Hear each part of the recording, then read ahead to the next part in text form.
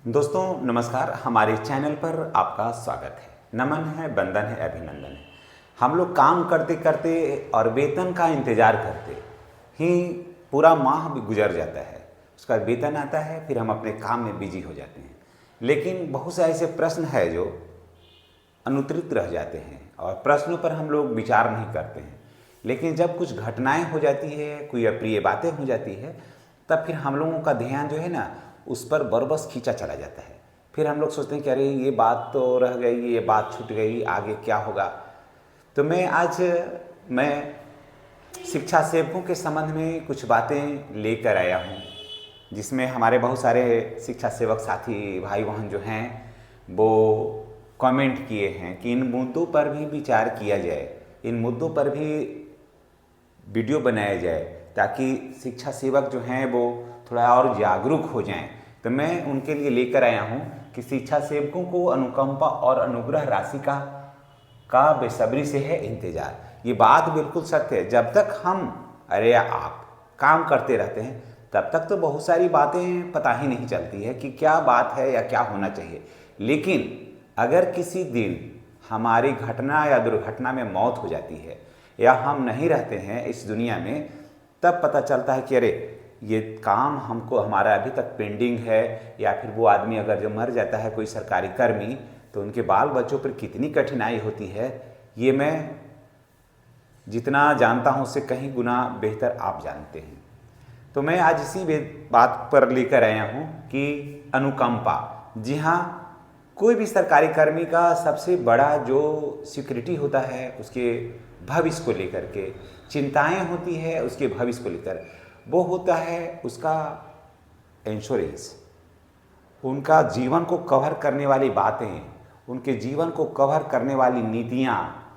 तो जैसे मानते हैं कि कोई सरकारी सेवक हैं, काम कर रहे हैं और उनकी मौत हो जाती है उस 60 वर्ष के, जैसा हम सभी जानते हैं कि आपकी सेवा 60 वर्ष है, तो उस दरमियान में अगर मौत हो जाती है ना, तब क्या होगा।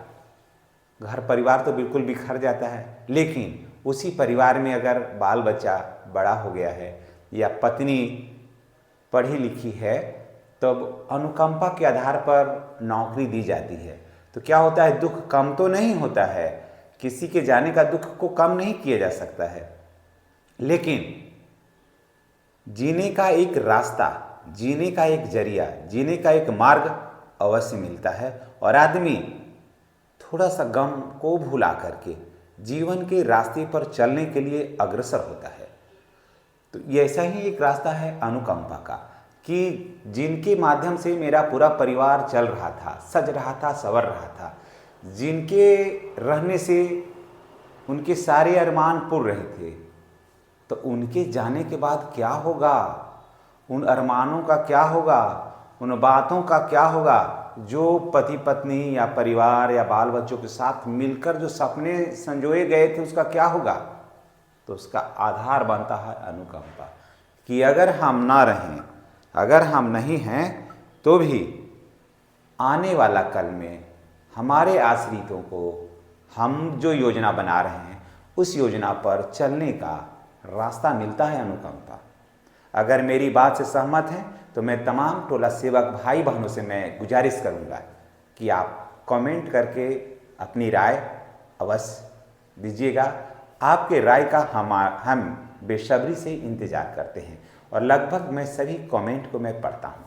तो अनुकंपा होना अति आवश्यक है। और जो हमारे शिक्षा सेवक भाई बहन जो देख कर गए हैं, उनके आश्रितों को तो कोई देखने वाला ही नहीं है, बात उठाने वाला ही नहीं है।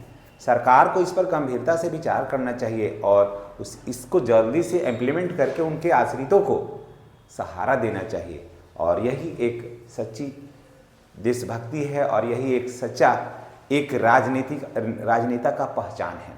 दूसरी बात कहते हैं कि अनुग्रह राशि। आपने देखा होगा कि बहुत सारे हमारे शिक्षा सेवक भाई बहन जो एक्सीडेंट में हाजिरी बनाने में धड़फड़ा के गिर गए, कई बीमारियों का शिकार हो गए, आज तक उनको अनुग्रह राशि के लिए कितना दौड़ना पड़ रहा है। इसमें हमारे वीडियो से बहुत सारे जिलाध्यक्ष हैं, प्रखंड अध्यक्ष हैं। जैसे देखिए अभिषेक कुमार हैं, जिलाध्यक्ष हैं शेखपुरा के हमारे अभिषेक आशीष भाई, आशीष कुमार लिखते हैं, आशीष भाई हैं जिलाध्यक्ष हैं शेखपुरा के। उन्होंने भी कमेंट, बहुत बेहतर कमेंट किया है। उन्होंने लिखा है कि आशीष कुमार जिलाध्यक्ष शेखपुरा, शिक्षा सेवक शेखपुरा, 2010 से अनुकंपा का लाभ मिलना चाहिए। बिल्कुल सही है, ताकि उनके परिवार को ये लाभ मिल सकता है और राजकर्मी का दर्जा भी मिलना चाहिए, उनका मांग है। ये हैं हमारे आशीष भाई हैं और जिलाध्यक्ष हैं शेखपुरा के। बिल्कुल सही है कि उनको मिलना ही चाहिए। जैसे 2010 से कोई भाई बहन हमारे शिक्षा सेवक हैं जो कर लिए ज्वाइन, अब 10 से कर लिए, तब कोई घटना हो जाती है तो क्या होगा उनके परिवार को? पूरा सिस्टम तो इन्हीं पर डिपेंड है। बाल बच्चा हॉस्टल में पढ़ता है, इधर पढ़ता है, बेटियों की शादी करने का, लोगों का उम्र हो गया, बच्चे पढ़ रहे हैं, उनका भविष्य का क्या होगा? तो लाभ होना बहुत जरूरी है अनुकंपा का। और उसके बाद मिलना, और अनुग्रह राशि का भुगतान तो अब विलम्ब कर देना चाहिए। अनुग्रह राशि का भुगतान तो काम के 10वें दिन के अंदर में, जिस दिन डेथ हुआ है ना, उसके 10 दिन के अंदर में ही हो जाना चाहिए, या उसी सप्ताह का प्रावधान आना चाहिए, ताकि काम क्रिया का जो होता है, जो क्रियाकर्म हम लोग करते हैं अपने समाज में, उसको करने में सहूलियत हो। उसके बाद लिखते हैं राजा अनवर लिखते हैं, शिक्षा सेवकों को विशेषावकाश नहीं मिल रहा है। तो मैं बता दूं कि मिलने ही वाला है, सदन में पारित हो गया है, तो उनको मिलेगा अवश्य। और फिर वो लिखते हैं, राजा अनवर ही हैं, शिक्षा सेवक को समायोजन किए जाए। तो समायोजन की बात हो रही है, बात आपने देखा होगा कि कई प्लेटफॉर्म से भी निकला है। फिर मनोज भाई लिखते हैं कि सर समायोजन किया जाए, बिल्कुल होगा। और उसके बाद एमडी आयूब शरीफ लिखते हैं, थैंक यू सर शिक्षा सेवक की तरफ से। तो आप लोग तमाम शिक्षा सेवक भाई बहनों को भी मेरे तरफ से बहुत हार्दिक शुभकामनाएं हैं। और मैं ये चाहता हूं कि आने वाला कल जो है वो आपका सुखद, सुखमय और मंगलमय हो। फिर लिखते हैं नीभा कुमारी लिखती हैं कि सर न्यू वैकेंसी का क्या होगा? हम जमुई जिला से हैं, यानी शिक्षा सेवक में नई जो वैकेंसी आने वाली है उसके लिए कोई रिप्लाई दीजिए। और भी बहुत सारे शिक्षा सेवक भाई बहन कमेंट किए थे, उसका कोई तो मैं बता दूं, नेभा बहन आपको मैं बता दूं कि अभी कोई नोटिफिकेशन, ऑफिशियली नोटिफिकेशन अभी आया नहीं है, इसलिए अभी इसका जवाब हम सटीक नहीं दे सकते हैं। उसके बाद लिखते हैं फुलझरी देवी लिखती हैं, शिक्षा सेवक को स्कूल में समायोजन किया जाए सर। बिल्कुल, शिक्षा सेवक स्कूल में बहुत ही कम समय में समायोजन होने वाला है बहन। और ये राजकुमार लिखते हैं कि मैं कटिहार डिस्ट्रिक्ट से हूँ। मैंने कहा था कि आप किस जिला से देखते हैं, कमेंट करके बताइएगा। तो रवि कुमार, रवि बाबू आपको ढेर सारी शुभकामनाएं मेरे तरफ से। और रवि बाबू ये भी लिखते हैं कि सर टोला सेवा को समायोजन किया जाए। तो रवि जी समायोजन होने वाला है। उसके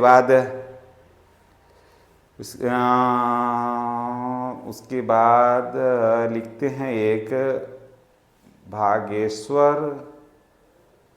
भागेश्वर ही है नाम, हाँ सर शिक्षा कर्मी को 14 वर्ष के अनुभव के आधार पर शिक्षक पद पर समायोजन किया जाए सर। और इनका डिस्ट्रिक्ट है मधुबनी। तो बिल्कुल भागेश्वर बाबू, भागेश्वर साफी लिखते हैं संभवतः, और नाम मेन होता है ना कि और आगे का जो नाम होता है वो कट जाता है। तो बिल्कुल होने वाला है, ये मधुबनी से कमेंट किए हैं।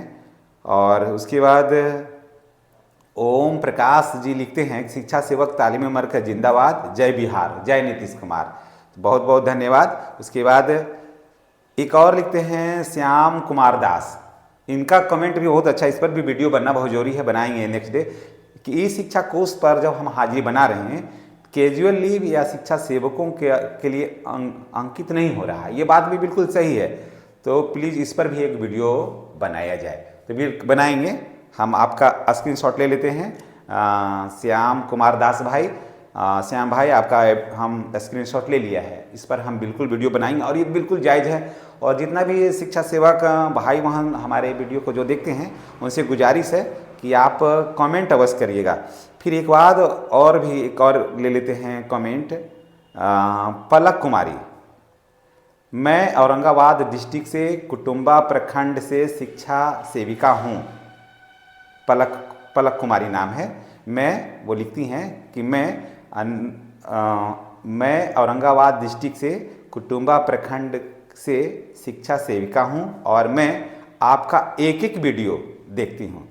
आप मेरे पूरे वीडियो को देखती हैं बहन, इसके लिए आपको बहुत बहुत धन्यवाद और आपको ढेर सारी शुभकामनाएं।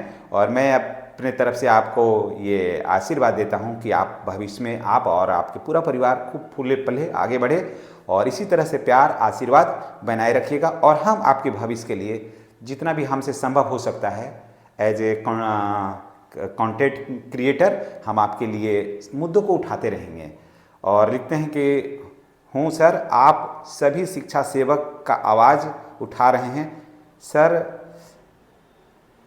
स्पेशल लीव भी दिलवाइए।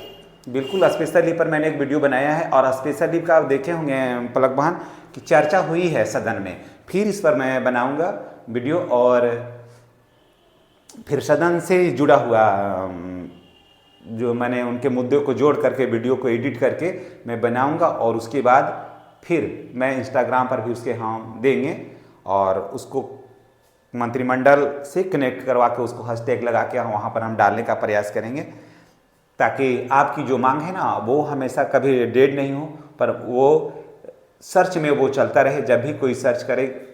कारण कि नेतागण भी होते हैं कि कौन सा मांग सबसे ज़्यादा चल रहा है। आईटी सेल होता है यह, तो आईटी सेल होता है तो उसमें देखा जाता है कि कौन सा मांग सबसे ज़्यादा अभी ट्रेंड कर रहा है। तो जिस मांग पर सबसे ज़्यादा वीडियो बना होता है या जिस मांग पर सबसे ज़्यादा बात सोशल मीडिया पर चलती है उस मांग को उठाया जाता है।